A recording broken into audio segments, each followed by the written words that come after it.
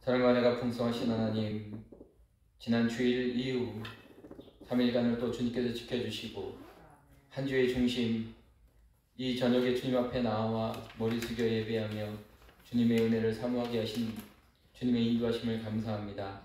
하나님, 오늘도 주님의 은혜를 사모하며 나왔사오니 이 예배 시간에 성령 하나님 좌정하시고 주님께서 홀로 영광 받으시며 주님 앞에 영광 돌리는 주의 백성들에게 한없는 주님의 은혜가 넘쳐나는 복된 예배의 시간이 되어줄 수 있도록 은혜를 더하여 주시옵소서. 예배의 시종을 주님 앞에 올려드리오니 기뻐 받아 주시옵소서. 예수님의 이름으로 기도합니다. 아멘. 시간 찬송가 300장 찬양합니다. 찬송가 300장입니다.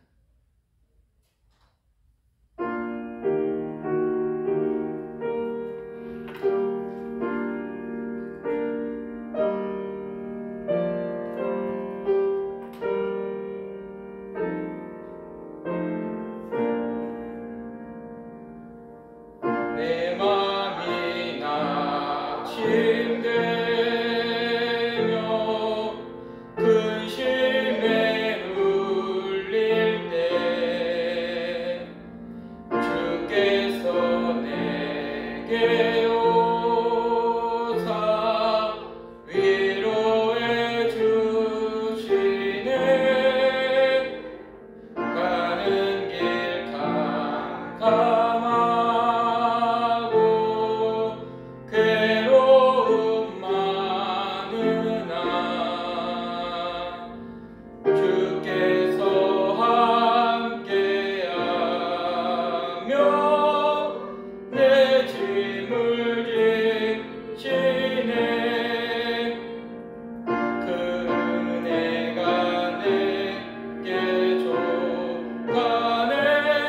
그 은혜가 족하네.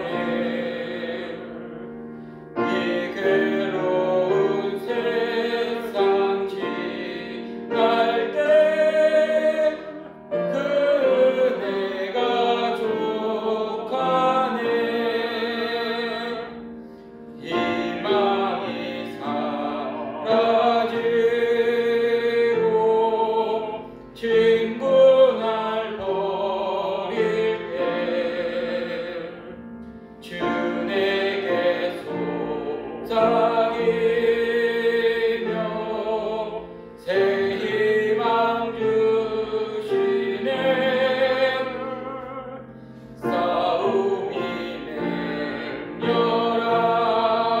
맹렬하여 두려움 덜 때에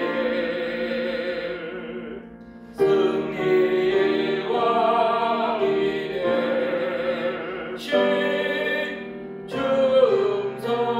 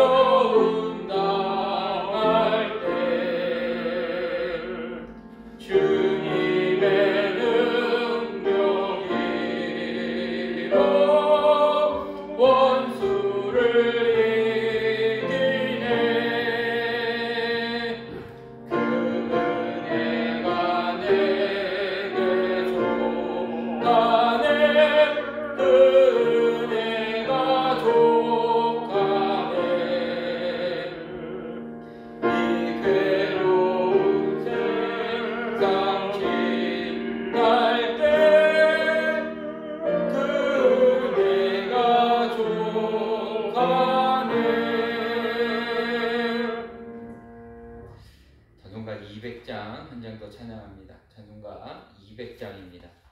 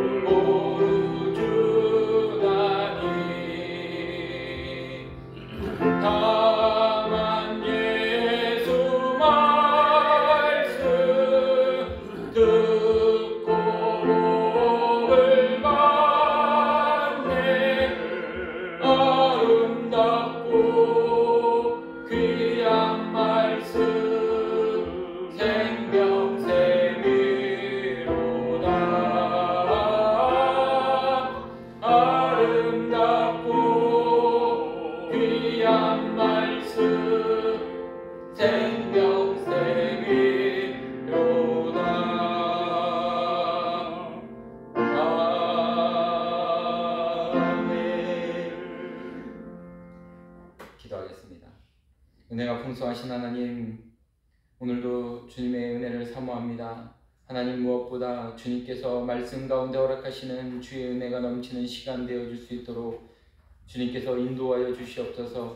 오늘도 주님의 전을 사모하지만 여러가지 이유와 사정으로 주님의 전에 나오지 못하고 또 영상으로 예배하는 우리 성도님들 주님께서 지켜주시고 하나님, 그들의 삶의 형편과 그들의 몸의 상태를 주님께서 돌보아 주시어서 하나님, 속히 치유됨과 속히 해결됨을 통하여 주님의 전에 함께 나와 주님 앞에 예배드릴 수 있는 그날이 속히 올 수 있도록 은혜 베풀어 주시옵소서. 오늘도 말씀을 듣는 주의 백성들에게 들을 귀를 허락하여 주시옵소서. 우리가 아멘으로 화답하며 순종할 때에 주님께서 약속하신 은혜가 넘쳐나는 시간들 되어질 수 있도록 은혜 허락하여 주셨기를 간절히 바라고 소원하오며 이 모든 말씀을 예수님의 이름으로 기도합니다. 아멘.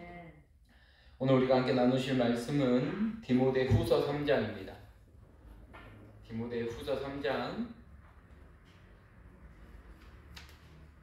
14절에서 우리 17절의 말씀.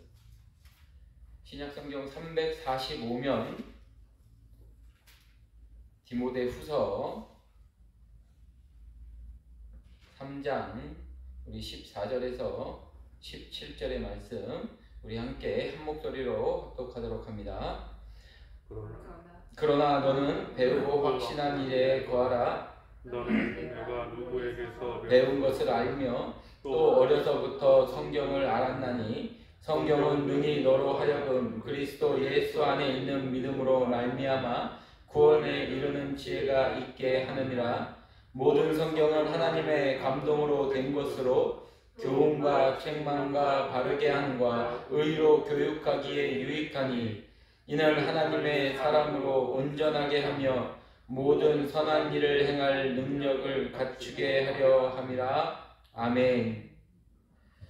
오늘도 주님의 은혜를 사모하며 이 현장으로 또 영상에서 함께 예배드리시는 우리 주님의 우리 권속들을 주님의 이름으로 축복합니다. 오늘 우리가 함께 나누실 이 설교 제목이 교회 기초 다지기라고 제가 주보에 이제 올려놨고요. 여러분들 보시고 계십니다. 우리 교회가 개척교회도 아니고 설립된 지 35년이 넘는 교회인데 무슨 기초를 또 다지는가라고 생각해 보실 수도 있을 것 같습니다. 그러나 여러분 우리가 건물을 세울 때를 한번 생각해 보기를 원합니다. 건축가가 화려하고 아주 멋진 건물을 세우려고 할 때 그 건물을 세우기 위하여 가장 중요한 것이 무엇이냐? 그것은 바로 기초입니다. 제 기억으로 제가 이전에 있었던 교회에서 교회 성전을 건축할 때에 가장 오랜 시간을 들여서 공을 들였던 것이 바로 이 기초를 세우는 것.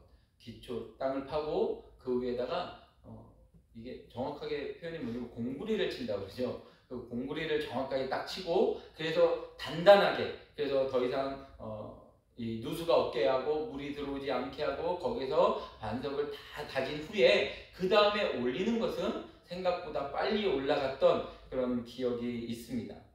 기초가 약하거나 부실하면 아무리 그 위에 화려한 건물을 세워도 이내 무너지고 마는 것은 이거는 우리나라뿐만 아니라 세계에서도 많이 보지 않습니까? 얼마 전에 일어났던 광주에서 있었던 그 건물 붕괴 사건도 그랬고 우리의 내리에서 지워지지 않는 삼풍백화점의 붕괴 사건도 그랬고 모두가 다 기초가 튼튼하지 않은 상태에서 빨리 무엇이든지 빨리 하려고 하는 그런 어떤 상태에서 일어났던 사고였다라는 것이죠.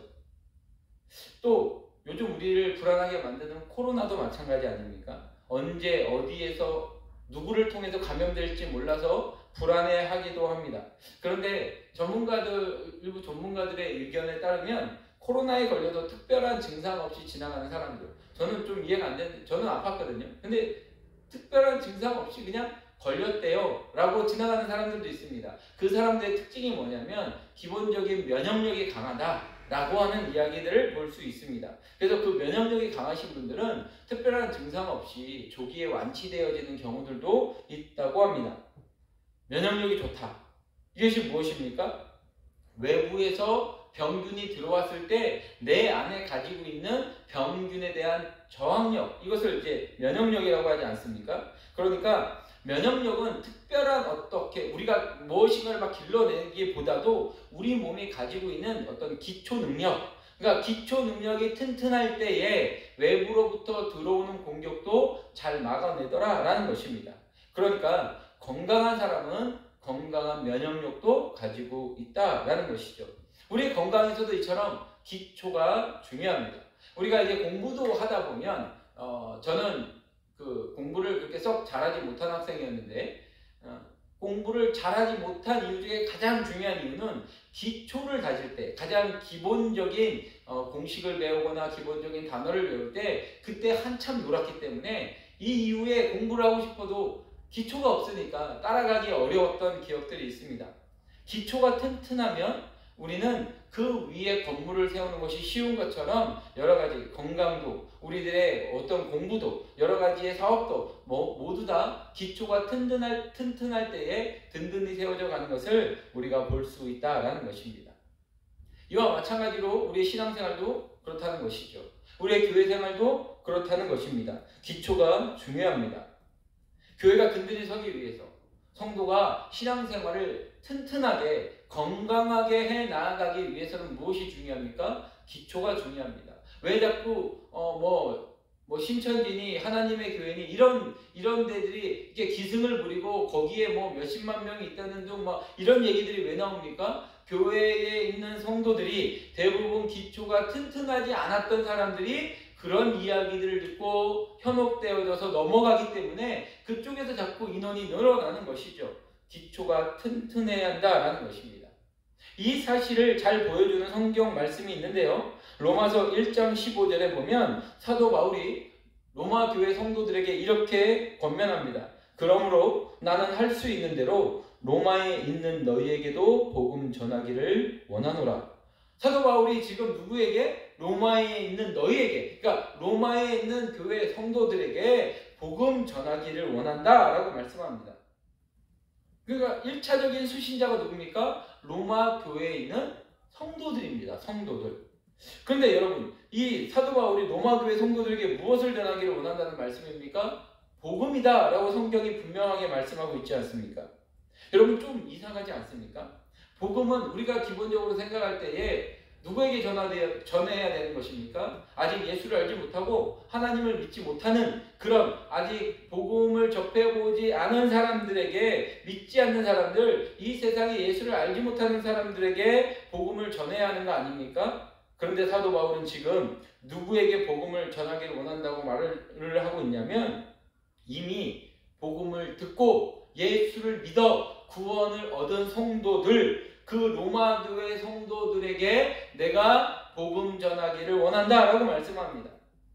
그렇다면 왜 사도 바울은 이미 복음을 전해 듣고 구원까지 받았다라고 말을 하고 있는 이 성도들에게 또다시 복음을 전하기를 원한다라고 말하는 것입니까? 그 이유는 간단합니다. 복음이 바로 우리 신앙의 기본이요 기초이기 때문이라는 것입니다. 다시 말하면 오늘 사도 바울은 로마 교회 성도들에게 내가 너희에게 신앙의 기초를 다시 다지기를 원한다 라고 지금 권면하고 있는 것입니다. 왜 그래야 합니까? 기초가 중요하기 때문에 그렇습니다.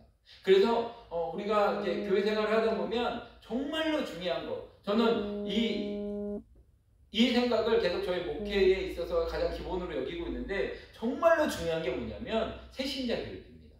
성도들이 처음에 이제 교회에 등록하게 되었을 때 어느 교회에 있다 와도 상관없고, 또 특별히 초신자라면 더더욱 기초를 잘 세워놓으면, 말씀 위에 신앙의 기초를 잘 닦아놓으면 그 신앙은 시냇가에 심은 나무와 같이 뿌리를 잘 뻗어 나아가고 건강하게 자라나간다라는 것입니다.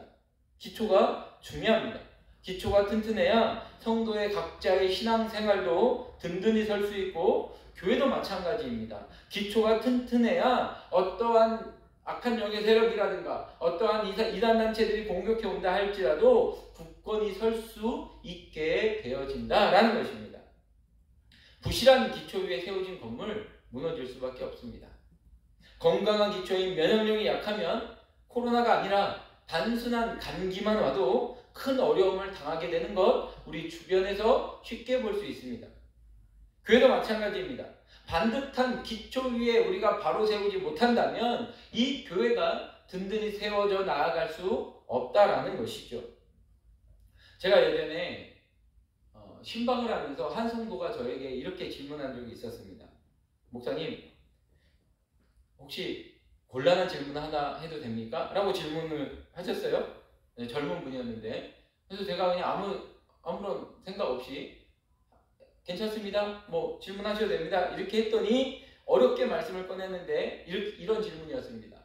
만약에 교회 목사님이 교회 돈을 마음대로 써도 되는 겁니까? 라는 그런 어떤 질문이었습니다. 순간 뜨끔했지만 저는 그렇게 할 수 있는 위치도 아니었고 부목사였기 때문에 전혀 꺼리낌이 없었기 때문에 안 되죠 라고 이야기하면서 왜 그런 질문을 하시는 겁니까? 라고 질문을 드렸더니 그분이 어떤 이제 대형교회, 흔히 말하고 있는 그 당시에 굉장히 좀 시끄러웠던 그 대형교회의 문제를 가지고 저한테 질문을 했던 그런 기억이 있습니다. 그런 식의 어떤 문제들, 교회에서 도드라지고 있는 문제들의 가장 중심에 무엇이 있느냐? 그런 사건에서 나타나는 현상은 복음이 빠져 있다라는 것입니다. 말씀이 빠져 있다라는 것이죠. 그런 행위 자체에 인간은 연약하니까 어떤 죄든지 지을 수 있는데 문제가 무엇이냐면 자꾸 우리가 복음에서 벗어나려고 하는, 그러니까 복음 외에, 말씀 외에 다른 것에 가치를 두거나 말씀 외에 다른 생각을 따라가려고 할 때 나타나는 현상들이 바로 이러한 현상들이다라는 것입니다. 이런 잘못된 그런 모습들이 나타나는 근본적인 이유는 기초가 잘못되었기 때문이다라는 것이죠. 기초가 잘못되면 반드시 그 결과가 잘못 일어날 수밖에 없습니다. 우리가 이 옷을 입을 때도, 단추를 맬 때도 똑바로 매지 않으면 마지막에 어긋나면서 옷이 이상하게 입혀지듯이 우리는 기초를 든든하게 세워줘야 된다라는 것입니다. 이런 점에서 우리가 신앙생활할 때 정말로 중요하게 여겨야 될 것은 바로 기초를 다지는 것입니다. 기초를 다지는 것. 신앙의 기초를 다지고 교회의 기초를 다지는 것, 이것은 굉장히 중요한 우리들의 사명이다라는 것이죠. 이런 의미에서 저는 앞으로 오늘을 포함해서 약 10주 동안 이 교회의 기초 다지기라고 하는 이 주제를 가지고 저희가 함께 말씀을 나누고자 하는 것입니다. 그래서 이 시간을 통해서, 우리 특별히 수요 예배의 이 시간을 통해서 우리의 신앙의 기초를 다시 점검해보며 우리의 기본을 더욱더 든든히 세워가는 시간이 될 수 있기를 바랍니다. 믿음의 기초를 튼튼히 하며 신앙을 어떻게 세워가는 것인가, 우리는 깊게 생각해 봐야 됩니다. 그래서 오늘은 그 기초를 다지는 데 있어서 첫 번째 시간으로 제일 먼저 성경에 대해서 함께 살펴보고자 하는 것입니다. 제가 이렇게 기본을 다지자, 기초를 바로 세우자 라고 하면서 성경을 주제로 하는 것은 성경이야말로 우리 신앙생활에 있어서 가장 중요한 것이기 때문에 그렇습니다. 성경은 우리의 신앙을 세우는 기초 중에 기초다라는 것이죠. 여러분, 그렇다면 성경은 무엇입니까? 성경이 무엇입니까? 라고 물어본다면 적어도 이 자리에 앉아 계신 분들, 또는 오늘 여기 나오실 수가 없어서 영상으로 예배드리시는 분들 정도시라면 성경이 무엇입니까? 라는 질문에 쉽게 대답할 수 있습니다. 성경은 하나님의 말씀입니다.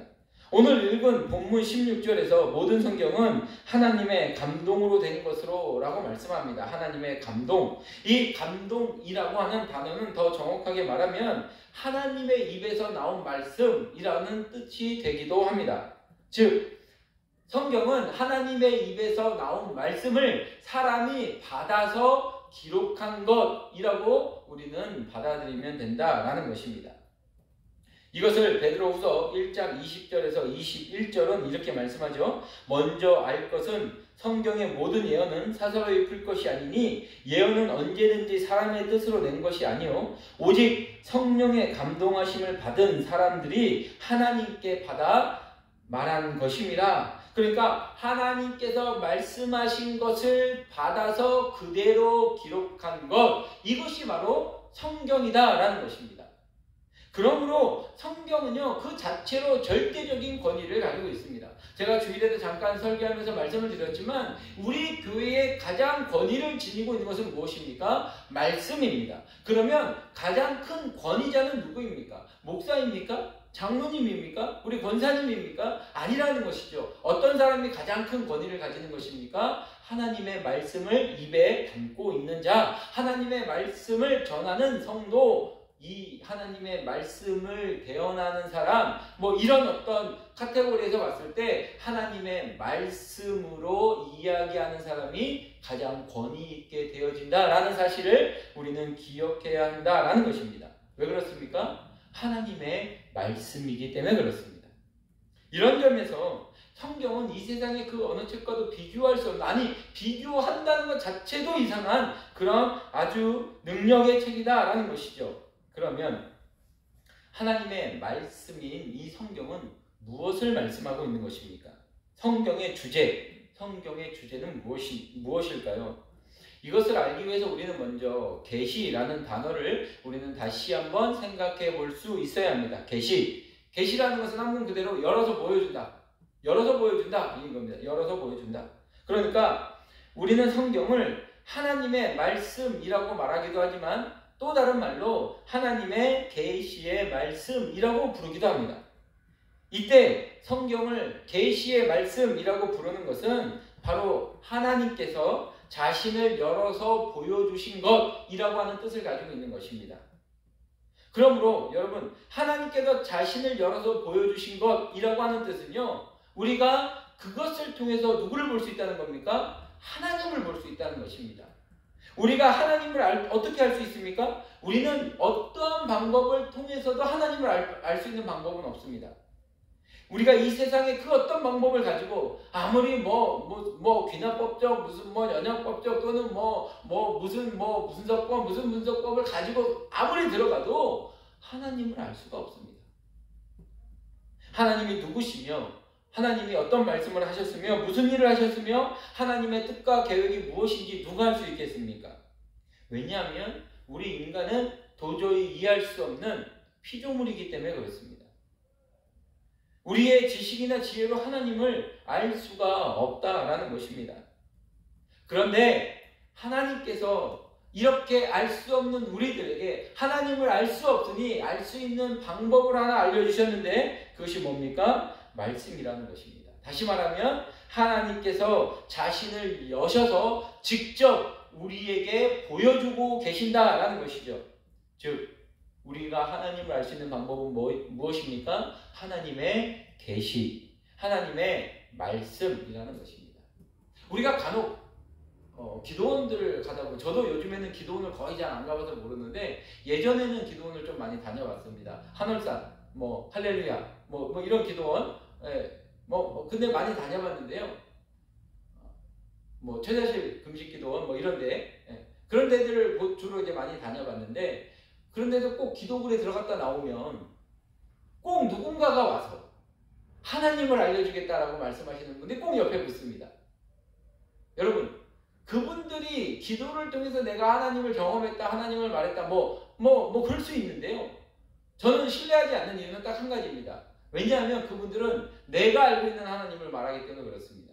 성경이 계시하고 있는 하나님, 성경의 하나님이 아니라 자기가 만난 하나님, 내가 경험한 하나님만을 이야기하기 때문에 그렇다는 것이죠. 우리가 하나님을 알 수 있는 방법 유일한 겁니다. 여러분, 이것은 우리가 꼭 기억해야 되는데요. 오직 하나, 뭡니까? 계시. 하나님의 말씀을 통해서 우리가 하나님을 정확하고 제대로 알아갈 수 있다라는 것입니다. 감사하게도 하나님은 이 계시를 통해서 우리에게 자신을 드러내 보여주고 계신다라는 것입니다. 그래서 우리가 성경을 통해 하나님이 누구시며 하나님이 어떠한 하나님이시며 무엇을 하시는지 그 뜻과 계획이 무엇인지 이 성경 말씀을 통해 알 수 있다라는 것입니다. 이러한 점에서 우리에게 성경이 있다는 것이 얼마나 큰 은혜이며 복인지 모릅니다. 여러분, 저 북녘 땅에 있는 동포들이 아직도 북녘 땅에도 지하교회 성도들이 있지 않습니까? 그 성도들이 이 성경을 뭐라고 부르는지 아십니까? 검은 빵. 그러니까 검정색으로 이제 둘러져 있는 그 생명의 양식 같은. 근데 요즘에는 또 그런 얘기가 또 하도 퍼져 또 그렇지 않을 수도 있어요. 근데 한때 제가 저희 탈북민 성도한테 들은 얘기는 검은 빵, 이렇게 얘기를 한다고 하더라고요. 왜냐하면 성경을 가지고 있으면 바로 수용소로 끌려가기 때문에. 바로. 다른 필요도 없습니다. 왜 가지고 있었는지 변명도 필요 없습니다. 가지고 있기만 하면 가기 때문에. 그럼에도 불구하고 우리는 이 성경을 너무나 쉽게 접할 수 있고, 어디에서나 접할 수 있고, 집에서도 이방 저방 다 둘 수 있지 않습니까? 이것이 얼마나 큰 은혜이며 얼마나 큰 복입니까? 우리는 그 성경을 통하여 하나님을 알게 되고 하나님의 행사와 뜻과 계획을 정확하게 알 수 있게 되어진다라는 것입니다. 사랑하는 성도 여러분, 하나님에 대해서 알고 싶으십니까? 하나님의 계획을 알고 싶으시고 하나님께서 언제 어떤 일을 하실지 궁금하십니까? 성경을 보시기 바랍니다. 성경이 그 성경 안에 오직 성경만이 그것을 올바로 정확하게 알려줄 수 있다는 것입니다. 그렇기 때문에 이 성경이 우리의 신앙의 기초다라고 말하는 것입니다. 다시 다른 말로 말하면 성경 위에 세워지지 않는 그 모든 신앙은 거짓된 것이다 라고 말해도 과언이 아니다 라는 것입니다. 그래서 요즘에 우리가 신앙생활 할 때 정말 조심해야 될 것은, 물론 경험이 다 나쁘다, 경험은 다 거짓이다 라고 말하는 건 아닙니다. 전부 다 그럴 수 있고 성령께서 역사하시면 어떤 일이든 벌어질 수 있고 나타날 수 있지만, 중요한 것은 말씀으로 해석되어져야 된다는 것이죠. 말씀으로 해석되어지지 않는 그 모든 것은 우리는 멀리해야 한다라는 것입니다. 여러분, 종교개혁에 대해서 들어보셨을 것입니다.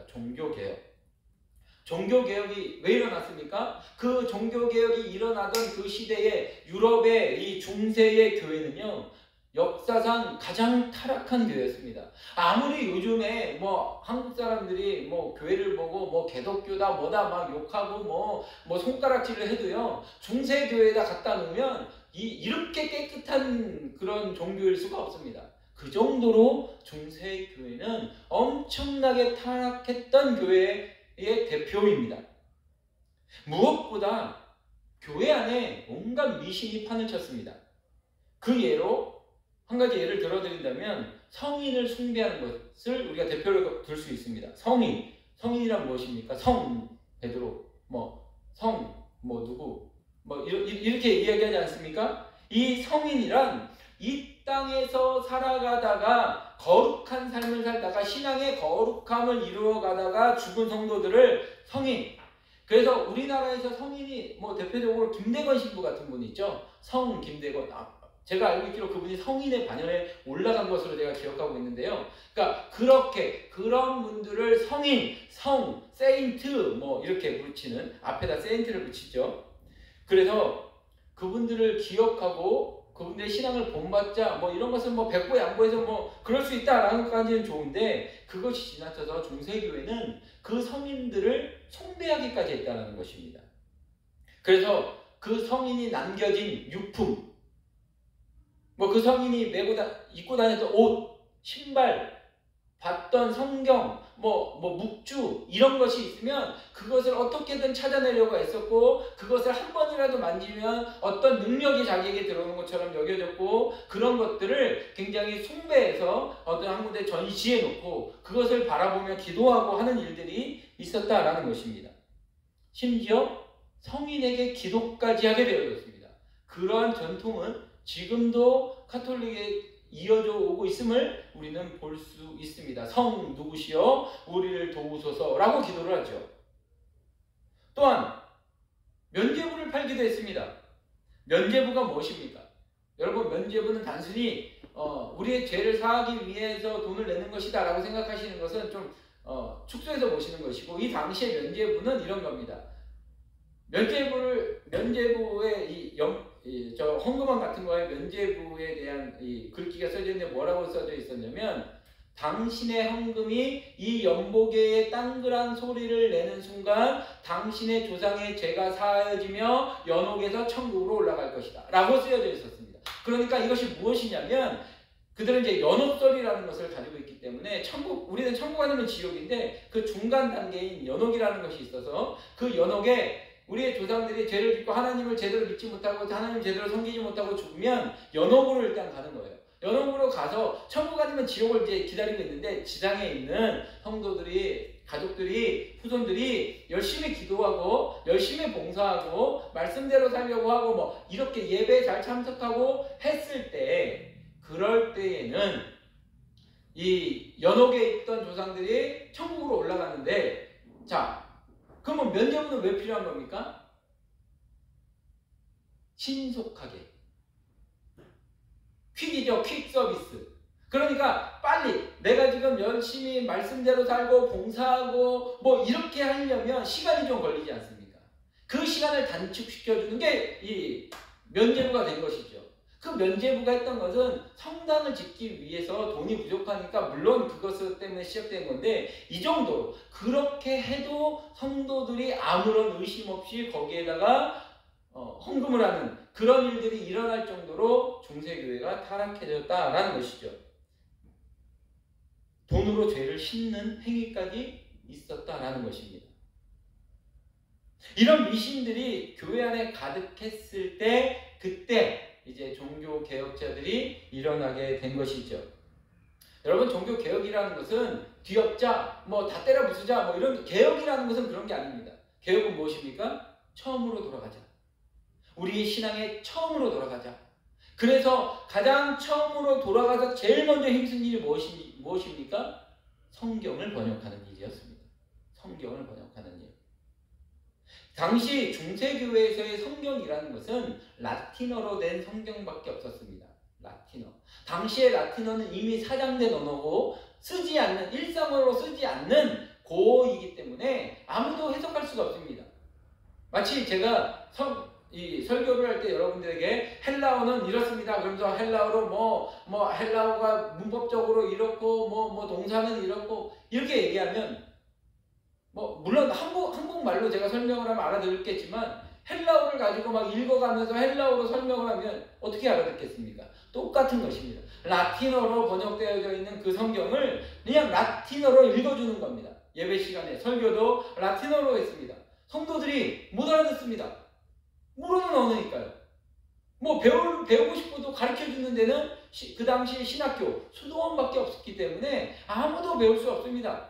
신부들 외에는 알 수 없는 단어였던 것이죠.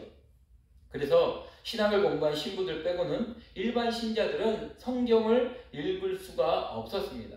성경을 읽을 수가 없으니까 발달하는 게 무엇이냐? 여러분, 우리가 성당 같은 데 가면 우리 유럽이나 여러분들 많이 가보셨던 그런 성당들을 머릿속에 떠올려 보시면 성당에 천장을 보거나 창문을 보면 항상 뭐가 있습니까? 그림이 있죠. 그림. 이런 그림. 천장에도 푸른 풀밭 이런 그림, 목자 대신 예수님 같은 그림, 여러 가지 그림들이 있지 않습니까? 그 그림이 나온 이유는 딱 한 가지입니다. 성경의 내용을 설명하는데 이해를 못하니까 그림을 그려서 이게 바로 푸른 초장으로 인도하신 우리 예수님이다. 이런 식의 어떤 설명들을 그림으로 대신하다 보니까 그림이 발전하게 된 것이고, 이제 그런 일들이 일어났다라는 것이죠. 성경을 읽을 수 없으니까 교회 안에 제가 앞서서 말씀드렸던 온갖 미신들이 판치게 되어지는 것이었다라는 것입니다. 그래서 종교개혁자들이 가장 먼저 개혁을 하며 교회를 개혁하며 가장 처음으로 돌아가는 시점, 그 시발점으로 삼은 것이 무엇이냐? 바로 성경을 번역하는 일이었다. 그래서 모든 성도들이 성경을 읽을 수 있도록 하였습니다. 성경을 그림으로 보는 것이 아니고 그림으로 이해하는 것이 아니라 말씀 그대로 말씀을 읽으며 성경을 이해할 수 있도록 하였다라는 것이죠. 성경을 읽어야 신앙이 바로 설 수 있다라고 하는 그런 확신으로 종교개혁자들이 제일 먼저 성경을 번역한 것입니다. 이처럼 종교개혁자들이 성도들이 성경을 읽을 수 있도록 가장 먼저 힘썼는데, 더 나아가서 이거와 연계되어져서 교회 구조 또한 말씀 중심으로 바꾸는 일에 힘썼습니다. 그 대표적인 예가 무엇이냐면, 여러분 지금 이제 저를 잠깐 보시면 이 가운데 뭐가 있습니까? 이 가운데 이 강단이 있습니다. 강단, 그죠? 이게 강단이 있습니다. 이 강단의 뜻이 뭡니까? 여러분, 이 강단은 제단이 아닙니다. 여러분, 우리가 자꾸 구약으로 돌아가서는 안 되고요. 이 강단, 그 의미, 이 강단에 있는 의미를 우리가 정확하게 해야 됩니다. 제단은 우리 자신이 제단이죠. 그러니까 우리가 있는 건 다 제단입니다. 그러니까 여기만 특별하게 어떤 하나님의 제단인 것처럼 그런 그 마음을 가지는 게 나쁘다는 건 아닌데, 본질상 그렇지 않다라는 거예요. 본질상. 이것은 강단입니다. 우리가 그래서 강대상 이렇게 얘기하잖아요. 강대상. 강대라는 게 뭡니까? 강대. 말씀을 선포하는 곳. 이것이 강대입니다. 강대, 말씀을 선포하는 상, 강대상. 이게 강대 아닙니까? 강대. 이 강단은 중세교회에서 이 예배당의 중심에 있지 않습니다. 우리 교회는 중심에 있지 않습니까? 여러분들이 지금까지 다녀보셨던 모든 교회는 거의 대부분, 근데 꼭 모든 교회라고 할 수가 없는 게 지금도 그렇지 않은 데가 있어서 그런데 거의 대부분이 가운데에 강대가 있습니다. 이 강단이 있죠. 여러분, 중세교회는 중심에 있지 않았습니다. 성당을 방문해 보신 분들, 특별히 이 유럽 같은 데 이렇게 성당에 보시면요, 이 강대상이 왼쪽 또 오른쪽 구석에 있거나 이렇게 치우쳐져 있는 부분을 여러분은 보실 수가 있을 겁니다. 그런데 종교개혁자들이 이 강대상, 구석 한쪽에 있었던 강대상을 이 가운데로 옮긴 것입니다. 여러분, 우리 교회 십자가 안 걸어놓지 않습니까? 개혁교회는 원래 십자가가 걸리는 게 아닙니다. 십자가는 이미 끝난 겁니다. 그러니까 우리는 십자가를 교회에다가 걸거나 이런 것들을 하지 않습니다. 이유가 무엇입니까? 이 가운데는 오직 말씀만이 있는 곳이기 때문에 그렇다는 것이죠. 여러분, 교회의 화려한 그림, 장식, 십자가, 이런 것들을 다 떼어버렸습니다. 오직 교회에 들어오면 무엇만 보이게 만들어놨습니까? 강대상만 보이게 만들어놨습니다. 강단만 보이게 만들었죠. 이렇게 한 이유가 무엇이겠습니까?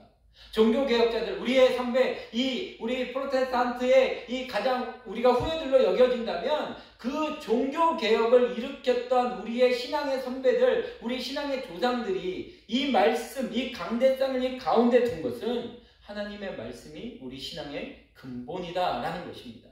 거기에 의미를 두는 것입니다. 그래서 우리가 이 가운데에 강대상을 두고 이 가운데에서 말씀을 전하는 것입니다. 하나님의 말씀이 우리 신앙의 가장 중요한 것이기 때문이다 라고 하는 그 의미를 담고 있다라는 것이죠. 이처럼 종교개혁자들이 강조하고 또 강조했던 것, 그것은 바로 하나님의 말씀, 즉 성경이다라는 것입니다. 그 이유가 무엇이라고요? 성경만이 우리 신앙의 참된 기초가 되어지기 때문이다 라는 것입니다. 그래서 여러분, 성경을 읽지 않으면 하나님을 알 수 없게 되어지고, 성경을 읽지 않으면 하나님을 알 수 없어서 자기가 원하는 대로 살아갈 수밖에 없는 것입니다. 우리 사사기의 그 비극적인 일들이 왜 일어났습니까? 하나님을 제대로 섬기지 않으니까 자기 소견에 옳은 대로 행하더라. 자기 소견에 옳은 대로 행해서 하나님을 떠나 죄악을 짓는 행위가 왜 일어나는 것입니까? 말씀을 알지 못하기 때문에. 다시 말하면 하나님의 뜻을 분별하지 못하기 때문에 일어나는 일들 아닙니까? 그러므로 종교개혁자들이 우리에게 남겨준 가장 큰 공헌, 그들이 우리 신앙의 역사상 가장 큰 일, 가장 행한 큰 일은 무엇입니까? 성경을 성도에게 돌려주었다라는 것입니다. 만약에 그렇지 않았다면 여전히 저와 같은 목사나 이렇게 신앙을 했던 사람만 하나님의 말씀을 읽고 하나님의 뜻이 이렇구나 라고 하고 여러분들에게 또 다른 어떤 이야기를 했을 때 여러분들은 이해할 수 없는 것입니다. 왜냐하면 모르기 때문에. 그러므로 종교개혁자들의 후예라고 자청할 수 있는 우리 개신교 개혁주의 노선을 따르고 있는 우리 대한예수교 장로회 합동 측에 속해 있는 교회들 뿐만 아니라 개혁주의를 따른다고 하는 모든 교단들, 우리는 어떻게 해야 됩니까? 성경을 읽어야 합니다. 성경을 가까이 해야 합니다. 성경을 읽어야지만 하나님을 알 수 있다라는 것입니다. 성경을 읽어야지만 바른 생활의 신앙생활로 나아갈 수 있다라는 것입니다. 여러분, 오해하지 마십시오. 곡해하지 마시고, 기도를 3시간, 4시간, 5시간 하는 것보다 더 중요한 게 무엇이냐면 성경을 읽는 것입니다. 우리가 이 성경을 읽지 않고 자꾸 행위로 나아가기 시작하고 내 경험으로 나아가기 시작하면 자기 소견에 옳은 대로 행할 수밖에 없다라는 것입니다. 성경을 읽는 것을 그냥 좀 더 경건한 성도 정도로 생각하셔서는 안 됩니다. 성경을 읽으면 너 좀 그래도 경건 생활하는구나, 이 정도로 나아가시면 안 됩니다. 단언컨대 성경을 읽지 않으면 아무런 영적 성장을 이룰 수 없다는 것입니다. 성도에게 성경 읽기란 절대적인 것입니다. 이것은 선택사항이 아니라 필수적인, 반드시 해야만 하는 우리의 신앙생활임을 여러분 기억하시기 바랍니다. 그러므로 오늘 예배하는 우리 모두가 성경을 읽을 수 있기를 축복합니다. 계시의 말씀이 성경을 읽음을 통해서 하나님을 더욱더 깊이 알게 되어지고 영적으로 성장하여 하나님을 기쁘시게 하는 복된 삶을 살아가는 우리 모두가 되기를 축복합니다. 자, 그러면 조금 더 구체적으로, 그러면 성경이 무엇을 가르치고 있는지 우리 한번 함께 살펴보기 원합니다.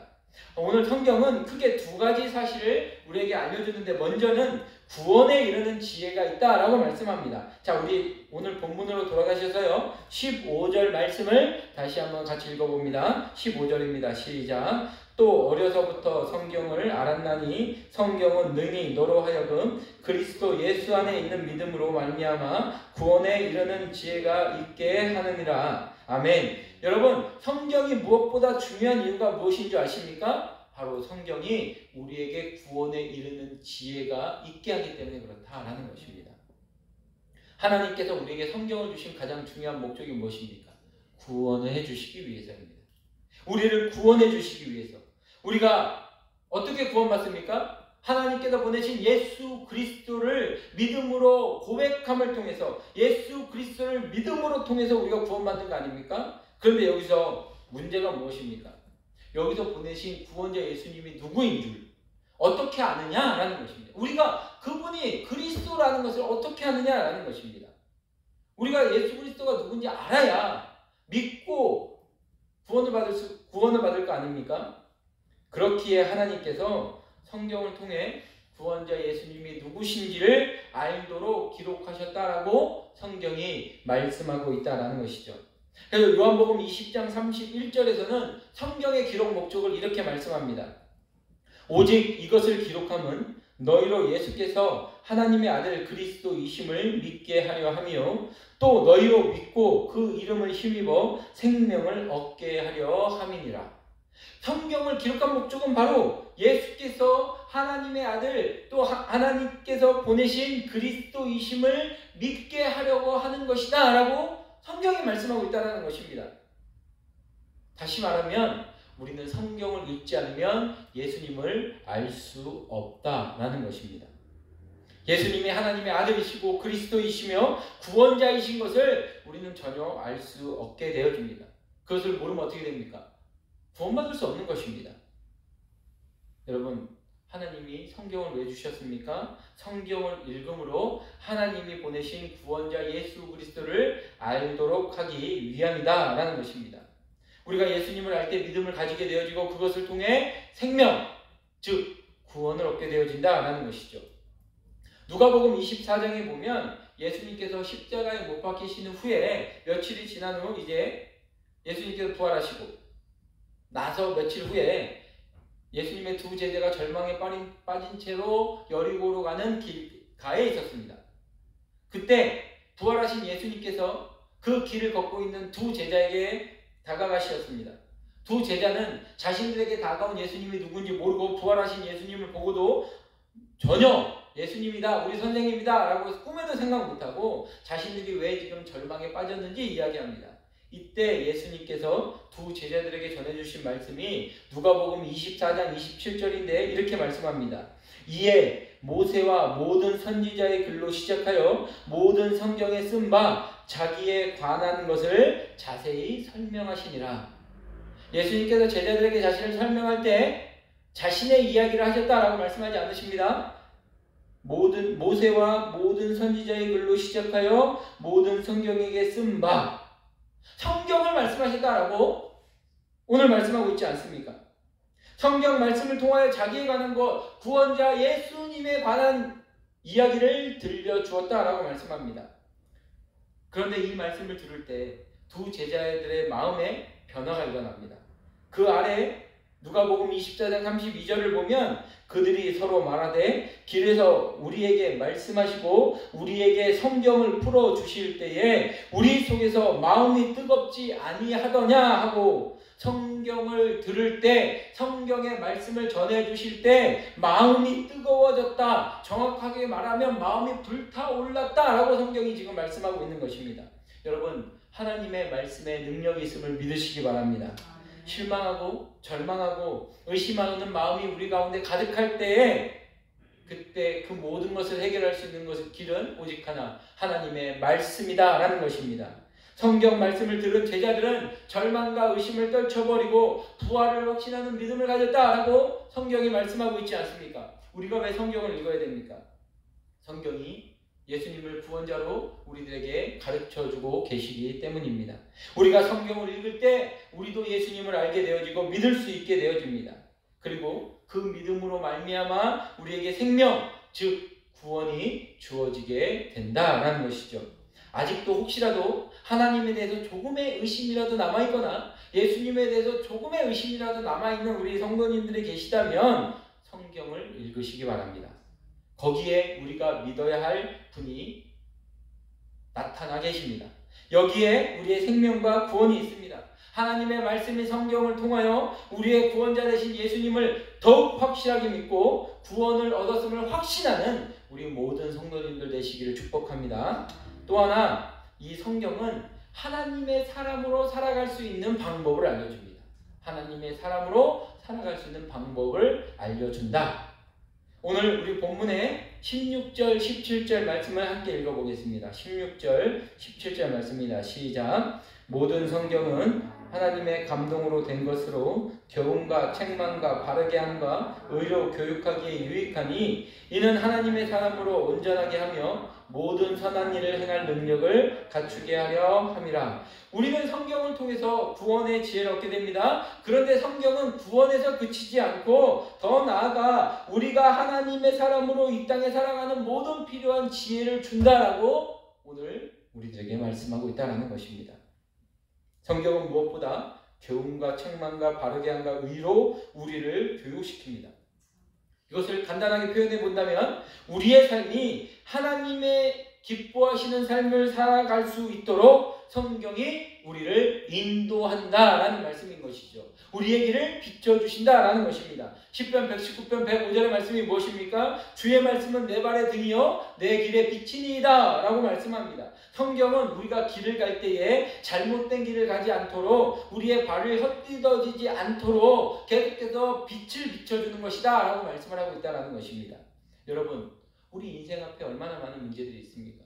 우리가 오늘도 여러 가지 어려움에 봉착하고 계시지 않으셨습니까? 선택해야 할 문제들은 우리 앞에 시시각각 다가옵니다. 어떻게 좋을지, 어떻게 해야 되는지 우리가 주체하지 못하고 왔다 갔다 할 때 얼마나 많이 있습니까? 또 죄의 유혹은 얼마나 많이 있습니까? 성도라는 이름으로 하나님의 뜻대로 산다는 것은 결코 쉬운 일이 아닙니다. 성도로서 세상에서 살아가는데 너무 쉬워요, 너무 즐거워요 라고 하는 분들을 보면 저는 간혹 그런 분들을 보는데 뭔가 좀 퀘스천, 뭔가 좀 물음표가 막 떠오릅니다. 분명히 세상에서 살아가면 성도로 살아가는 거 쉽지 않습니다. 심지어 밥 먹을 때 기도하는 것도 쉽지 않습니다. 여러분들은 웃을지 모르지만 제가 중고등부 아이들 청소년 사역하고 청년 사역할 때요, 아이들 점심에 밥 먹을 때 누가 자기 기도하는 거 볼까봐 잠깐만 잘 먹겠습니다 이렇게 기도하는 아이들 많이 봤습니다. 지금 자기네들 입으로 그래요. 누가 너 교회 다니냐? 이럴까봐 그거 하나 하는 것도 힘들다 했는데 제가 뭐라고 했냐면 그렇게라도 기도하니 하나님께서 기뻐하실 것이다. 다음엔 더 잘해봐라. 이렇게 권면하긴 했지만 여러분, 세상에서 하나님의 성도로 살아간다는 거 쉽지 않습니다. 그런데 그런 우리에게 주신 하나님의 복된 선물, 그것은 바로 성경이다 라고 오늘 성경이 말씀하고 있지 않습니까? 물론 성경은 우리들의 모든 사소한 문제에 대해서 말씀해 주시지 않습니다. 그러니까 여러분, 제가 권면하는 것은 자꾸 어떤 사소한 문제를 가지고 이게 성경적이에요 라고 저한테 물어보지 마시고 성경을 읽으시면 성경은 우리들에게 나아갈 방향을 분명하게 제시하신다 라는 것을 우리는 기억해야 합니다.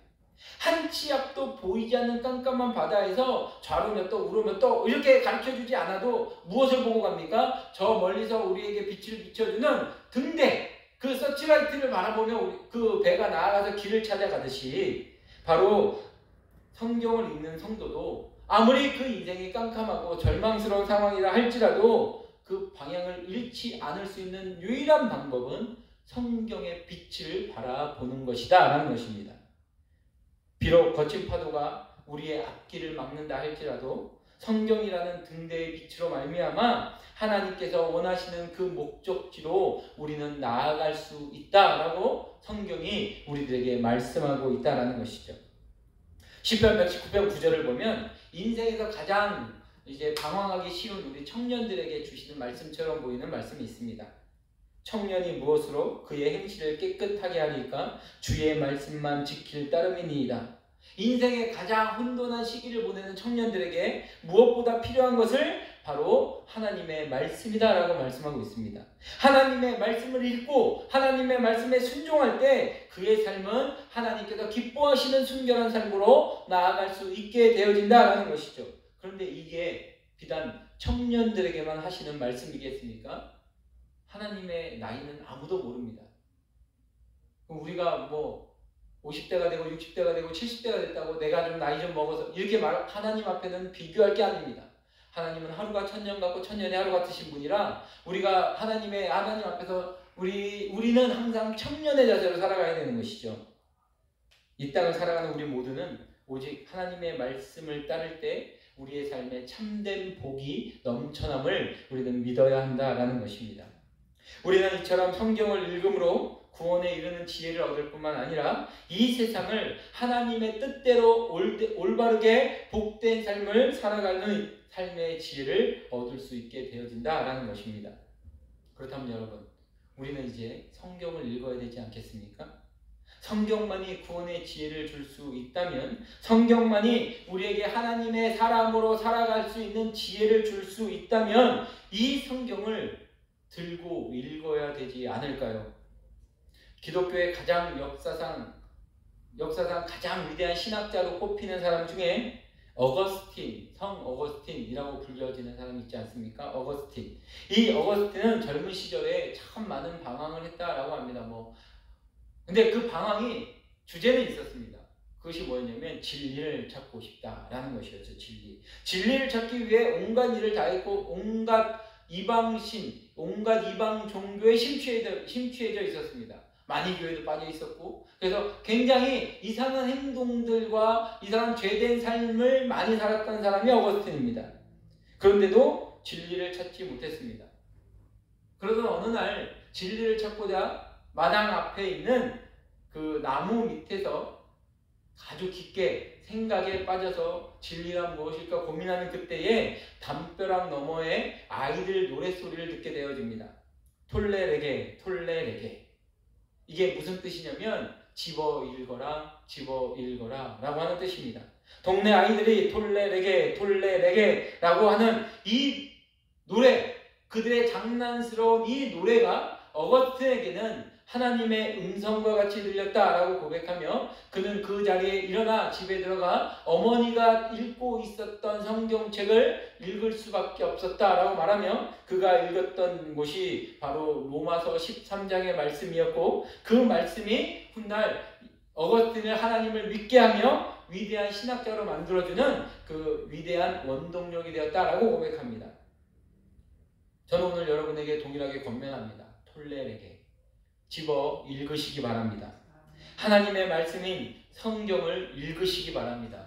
설교를 듣는 거 소중한 일입니다. 설교를 통하여 하나님께서 말씀해 주실 것입니다. 저의 어떠함 때문이 아니라 하나님의 말씀이기 때문에 그 말씀 자체에 능력이 있음을 믿으시기 바랍니다. 그럴 때 우리는 구원의 지혜를 얻게 될 것이고 하나님의 사람이 되는 지혜를 얻게 될 것입니다. 이것이야말로 우리 신앙의 가장 근본적인 기초이며 교회의 견고한 기초라는 것입니다. 사랑하는 성도 여러분, 항상 성경을 읽고 듣고 묵상함으로 우리의 믿음이 말씀 위에 든든히 세워져 가기를 원합니다. 성경 위에 바로 선 바른 믿음으로 든든히 서가는 우리 모든 성도님들, 우리 임마누엘 교회가 되어줄 수 있기를 우리 주님의 이름으로 축복합니다. 이 시간에 우리 다 같이 잠시 한번 기도하기 원합니다. 오늘 주신 말씀을 기억하시면서 하나님의 말씀을 성경을 대하는 우리들의 지금까지의 태도가 어떠했는지, 우리가 너무 말씀이 흔한 시대에 말씀의 홍수와도 같은 시대에 살아가서 우리가 가까이 하지 않았던 것은 아닌지, 우리가 주님의 말씀을 너무나 소홀히 대하고 있었던 것은 아닌지, 때로 나를 힘들게 하는 말씀이어서 내가 그 말씀을 따르기에 너무 힘들어서 마음을 강팍하게 하지 말고 여러분 이제 마음을 여시고 말씀을 환영하며 받아들이시기를 바랍니다. 우리의 겸손한 마음과 열린 마음으로 말씀을 읽어야 합니다. 여러 가지 핑계와 여러 가지 어려움을 토로하면서 멀리하지 않아야 하고 말씀을 읽으며 순종하려고 하는 애쓰는 자세가 요구되어진다라는 것입니다. 그럴 때 구원에 이르는 지혜, 하나님의 백성으로 살아갈 수 있는 지혜를 주신다라고 약속하셨으니 오늘 이 시간 기도하실 때에 하나님, 내가 말씀을 가까이 함으로 하나님을 알게, 바로 알게 도와주시고 하나님의 뜻을 분별하고 하나님께서 기뻐하시고 온전하신 뜻이 무엇인 줄 알며 하나님 앞에 영광 돌리는 삶으로, 하나님의 성도다운 삶으로 나아가는 우리 모두가 되어지고 우리 임마누엘 교회가 되어지게 해달라고 이 시간에 다 같이 한번 우리 주님 앞에 같이 기도하며 나아갑니다. 기도하시겠습니다. 은혜가 풍성하신 하나님, 오늘 말씀을 통하여 또다시 우리에게 권면하시며 우리에게 은혜 주심을 참 감사합니다. 하나님, 우리가 그동안 말씀을 너무나 멀리하였음을 용서하여 주시옵소서. 때로는 그 말씀을 받아들이기 어려워서, 때로는 내가 그것을 적용하기가 힘들어서 하나님, 그것이 나를 힘들게 한다는 이유로 말씀을 멀리하며 말씀을 가까이 하지 않았습니다. 하나님, 우리의 연약함, 우리의 부족함을 용서하여 주시옵소서. 하나님, 이제 오늘 주신 말씀을 기억하며 우리의 말씀을 환영하며 받아들이는 우리 사랑하는 모든 성도님들 되어줄 수 있도록 은혜를 더하여 주시옵소서. 어떠한 핑계와 변명을 하려 하지 않고 오직 순종하려고 애쓰는 자세로 말씀을 대하는 우리 사랑하는 모든 성도님들 되어줄 수 있도록 주님 은혜를 더하여 주시옵소서. 우리가 살아가다 보면 길을 잃을 수도 있고 예상하지 못한 일을 당할 수도 있는데, 실패할 수도 있고 어떻게 해야 될지 모르는 상황에 처할 수도 있는데, 그런 경우에도 어떤 경우이든 주의 말씀은 우리 발의 등이요 우리 길에 빛이 되신다는 이 고백으로 하나님의 말씀을 읽으며 말씀의 인도하심으로 우리가 말씀의 능력으로 승리하며 살아가는 우리 사랑하는 모든 성도님들 되어줄 수 있도록 은혜를 더하여 주시옵소서. 오 주님, 우리 오직 말씀이 우리 인생의 최고의 안내서가 되는 것임을 우리가 기억하게 하여 주시옵소서. 아버지 하나님, 모든 선한 일에 적합하도록, 하나님의 백성에 적합하도록 우리를 이끄는 것은 오직 말씀만임을 우리가 다시 한번 믿음으로 고백하며 그 말씀을 가까이 하고 주야로 묵상하며 그 가운데 기록된 대로 지켜 행하는 우리 사랑하는 모든 성도님들 되어주게 도와주시고, 하나님, 그 무엇보다도 말씀의 은혜가 흘러넘치는, 말씀이 이곳에 가득 차는, 말씀의 능력이 가득 차는 우리 주님의 몸된 임마누엘 교회가 되어질 수 있도록 은혜를 더하여 주시옵소서. 말씀의 기초 위에 바로 세워져가는 우리 임마누엘 교회 되어지게 도와주시고, 말씀의 능력에 힘입어 더욱더 하나님의 말씀 앞에 귀하게 쓰임받는 주님의 몸된 교회 되어질 수 있도록 은혜를 더하여 주시옵소서. 주님 앞에 모든 영광을 올려드리오며 이 모든 말씀 예수님의 이름으로 기도합니다. 아멘. 하나님, 오늘 주신 말씀을 우리의 마음에 새기며 배우고 확신한 일에 거함으로 우리의 인생의 모든 어려움을 이기게 하여 주시옵소서. 하나님의 감동으로 된 이 성경 말씀을 매일 묵상하고 배움으로 하나님의 사람으로 온전하게 되어지며 모든 선한 일을 행할 능력을 갖출 수 있도록 은혜에 허락하여 주시옵소서. 하나님, 혹시 우리가 말씀에서 멀리 떨어져 있는 삶을 살았다면, 하나님, 내 마음의 소견에 옳은 대로 살아왔다면 이제 다시 말씀으로 돌아가 말씀 중심으로 살아가게 하여 주시옵소서. 말씀을 우리의 삶의 규범으로 삼아 순종하며 살아가게 하여 주시옵소서. 말씀을 통하여 주시는 은혜와 축복을 누리며 살아가는 우리 사랑하는 모든 성도님들 되어지게 도와주시며, 하나님, 주님의 몸된 이 임마누엘 교회가 하나님의 말씀이 넘쳐나고 말씀의 은혜로 주님 앞에 더욱더 귀하게 쓰임받는 주님의 몸된 교회 되어질 수 있도록 은혜 내려 주시옵소서. 하나님, 오늘도 주님 앞에 나올 때에 꽃꽂이 감사 헌금을 드리는 신규태 집사님, 이말씀 원사님 가정과 우리 범사에 감사함을 드리는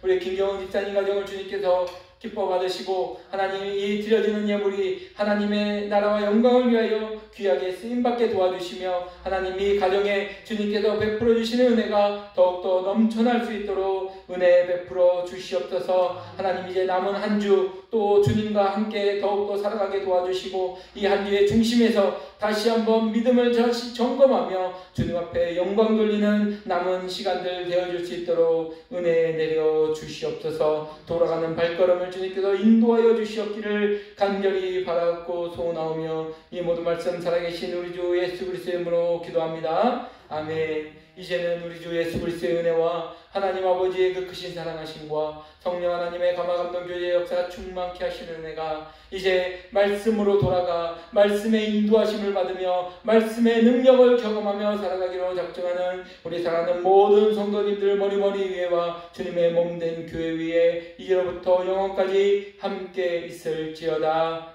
아멘.